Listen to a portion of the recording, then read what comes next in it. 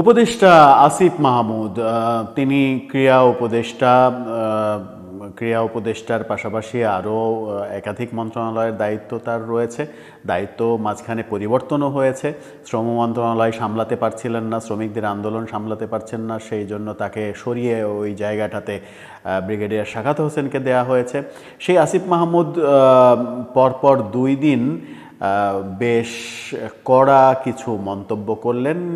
পরপর 2 দিন এই মন্তব্য সরাসরি বিএনপির বিরুদ্ধে, এবং বিএনপির বিরুদ্ধে উপদেষ্টা হিসেবে আসিফ মাহমুদ যখন মন্তব্য করলেন, এবং সেটা আগামী নির্বাচনের জন্য নতুন সংশয় তৈরি করবে কিনা এই আলোচনাই করব এই ভিডিওতে।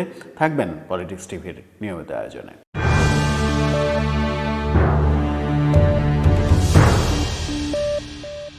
বলছিলাম উপদেষ্টা আসিফ মাহমুদের কথা। আসিফ মাহমুদ বলেছেন, শুধুমাত্র একটা নির্বাচনের জন্য, ভোটের জন্য আমরা এত মানুষ আন্দোলন করিনি, এত মানুষ জীবন দিইনি। শুধু নির্বাচনের জন্য মানে আমরা জীবন দিইনি, আমরা সংস্কারের জন্য জীবন দিয়েছি। সংস্কার আগে হবে, তারপরে নির্বাচন। অর্থাৎ বর্তমান সরকার যে নির্বাচনের মোটামুটি একটা রোডম্যাপ ঘোষণা করেছে 2025-এর শেষ অথবা 2026-এর প্রথমার্ধ, সেটাকেও এক ধরনের নাকচ করে দিচ্ছেন এবার উপদেষ্টা আসিফ মাহমুদ। বৈষম্যবিরোধী ছাত্র আন্দোলনরা যখন স্পষ্ট করে বলছেন নির্বাচন নয়, আগে সংস্কার, নির্বাচনের কথা যারা বলছে তারা জাতীয় বেঈমান, জাতীয় দালাল, এরকম নানা রকমের কথাবার্তা যখন জাতীয় নাগরিক কমিটি থেকে বলা হচ্ছে, বৈষম্যবিরোধী আন্দোলন থেকে বলা হচ্ছে, তখন আসিফ মাহমুদ বললেন শুধুমাত্র ভোটের জন্য, নির্বাচনের জন্য এই আন্দোলন হয়নি। তাহলে এই আন্দোলনটা কিসের জন্য হয়েছে? এই আন্দোলনটা কি ডক্টর ইউনূস অনন্তকাল ক্ষমতায় থাকবেন সেজন্য হয়েছে? ডক্টর ইউনূসকে ক্ষমতায় আনার জন্য এই আন্দোলন হয়েছে? নাকি এই আন্দোলনের প্রেক্ষাপটে আওয়ামী লীগ সরকার যে ভুলগুলো করেছে সেই ভুলের বিচার যেন জনগণ করতে পারে, জনগণ যেন ম্যান্ডেট দিতে পারে যে তোমরা ভুল ছিলে, জনগণ যদি নতুন কাউকে পছন্দ করে তাহলে নতুন কাউকে ভোট দেবে, নতুন কাউকে সরকার গঠন করাবে।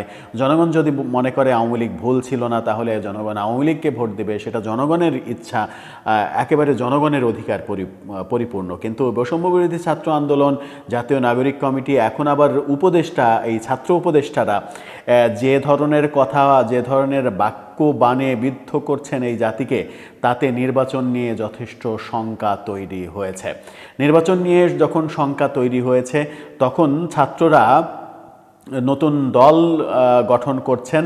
সেই নতুন দল গঠন করার প্রেক্ষাপটে সেই দলের অবস্থা কি, এটা নিয়ে আমরা একটা ভিডিও করেছিলাম যে নতুন দলের নাম হতে যাচ্ছে সম্ভবত জনশক্তি। সেই জনশক্তির কার্যক্রম খুব একটা যেহেতু এগিয়ে নিতে পারবেন না 1 বছরের মধ্যে তাই তারা এখনই নির্বাচন চাইছেন না, নির্বাচন আরও অনেক পরে চাইছেন, এরকম ধারণা কিন্তু আলোচিত হচ্ছে চতুর্দিকে। জনশক্তি নিয়ে দারুণ একটা ব্যাপার সামাজিক যোগাযোগ মাধ্যমে ভাইরাল হয়েছে।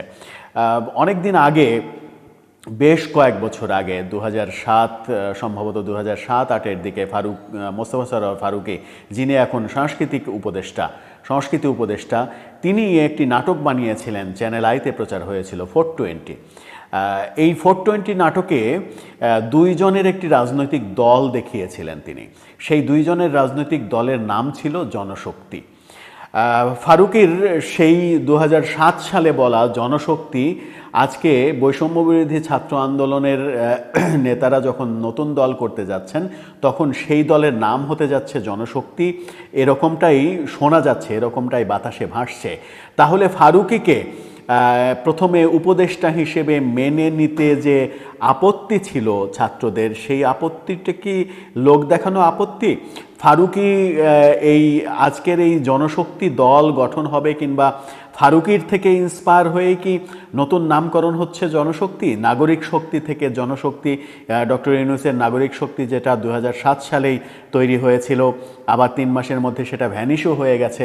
সেই নাগরিক শক্তিটা রেখে জনশক্তি তৈরি হচ্ছে।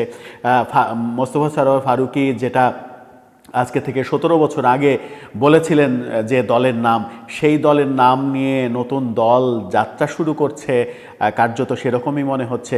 সব মিলিয়ে একটা মানে ল্যাটাফ্যাটা অবস্থা পেকে গেছে। মিজু আহমেদ বাংলা সিনেমার খুবই জনপ্রিয় ভিলেন ছিলেন, তিনি মারা গিয়েছেন। মিজু আহমেদের প্রায় ছবিতেই একটা কমন সংলাপ থাকতো, সেটা হচ্ছে ল্যাটাফ্যাটা পেকে গেল। তো সব মিলিয়ে এই উপদেষ্টারা, ছাত্ররা, সমন্বয়করা, জাতীয় নাগরিক কমিটির নেতারা আমার মনে হয় যে ল্যাটাফ্যাটা পাকায়ে দিচ্ছে।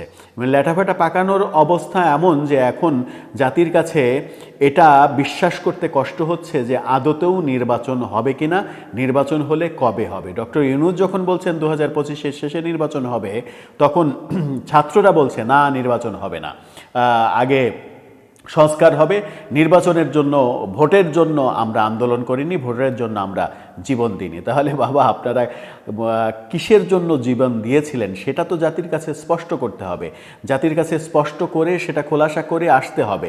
আর যদি আপনারা অনেক দিন ক্ষমতায় থাকতে চান, তাহলে জাতির কাছে যেতে হবে ভোটের জন্য। ভোটাররা যদি এদেশের 10 কোটি 11 কোটি ভোটার, তারা যদি আপনাদেরকে ম্যান্ডেট দেয়, ভোট দিয়ে বলে যে হ্যাঁ আপনারা যোগ্য, আপনারাই দেশ চালান, তাহলে আপনারা যতদিন ভোট দেবে বাংলার জনগণ ততদিন ক্ষমতায় থাকেন, সমস্যা নেই। বিনা ভোটে অনেক দিন ক্ষমতায় থাকতে হবে কিনা, এই আলোচনা কিন্তু অনেক দিক থেকেই তৈরি হয়েছে। গতকালকেও খালেদ মহিউদ্দিন তার ঠিকানাতে জাতীয় নাগরিক কমিটির আহ্বায়ক নাসিরউদ্দিন পাটোয়ারিকে এই প্রশ্নগুলো করেছিলেন, তার কাছ থেকে কোনো সদুত্তর আসেনি।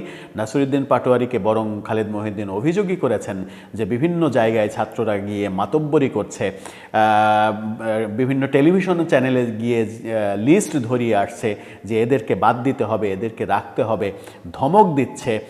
বাংলাদেশে সংবাদপত্রের স্বাধীনতা নেই, সংবাদপত্রগুলো উপদেষ্টাদের বিভিন্ন কার্যক্রমের কথা লিখতে পারছে না, লিখছে না।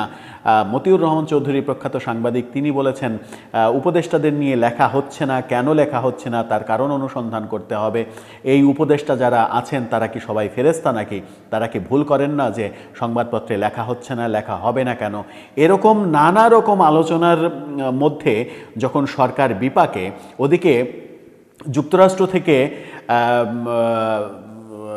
যুক্তরাষ্ট্রের যে নিরাপত্তা উপদেষ্টা জো বাইডেনের, তিনি ডক্টর ইউনূসকে ফোন দিয়ে বাংলাদেশে সংখ্যালঘু নির্যাতন এবং ধর্মবর্ণ নির্বিশেষে সবার মানবাধিকার রক্ষার যে তাগিদ দিয়েছেন, এবং এক ধরনের প্রোটোকল ভেঙে তিনি ফোন দিয়েছেন। এই সময় যখন বিদায়ী সময়, সেই সময় তার প্রোটোকলের মধ্যে এই ফোন দেয়া পড়ে না, সেই প্রোটোকল ভেঙে ফোন দিয়েছেন এবং সেখানে একটা বড় মেসেজ দিয়েছেন। যুক্তরাষ্ট্র আবার সেটা প্রেস ব্রিফিংয়ের মাধ্যমে সেটার বর্ণনাও দিয়েছে যে বাংলাদেশের সঙ্গে কী কথা হয়েছে।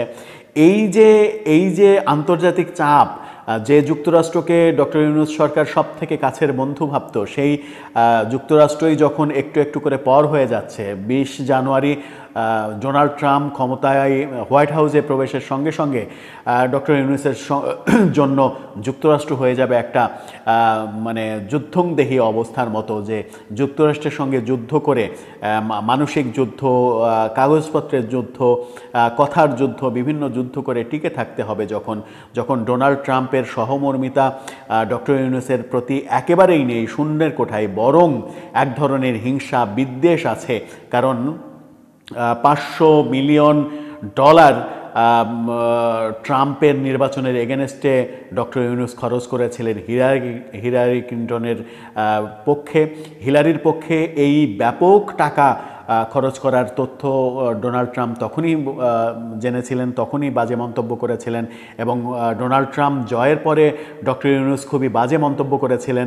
সেই সব ইতিহাসগুলো কিন্তু আবার নতুন করে গণমাধ্যমে আসছে।